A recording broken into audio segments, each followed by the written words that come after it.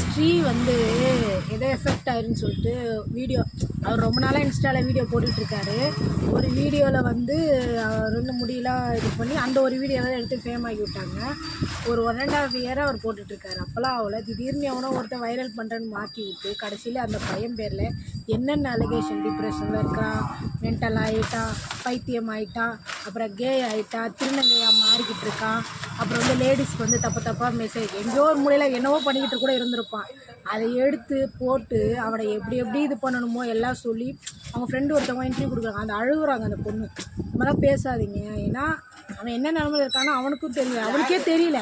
So அந்த மாதிரி ஒரு வீடியோ போட்டுட்டு இருக்கும்போது முடிஞ்ச அளவு அவனை கான்டாக்ட் பண்ணி ஏன் இப்படி இருக்கான்னு சொல்லி கேளுங்க. அதை விட்டுட்டு நீங்கள் வேறு நம்ம மனுஷங்க புத்தி அதுதாங்க.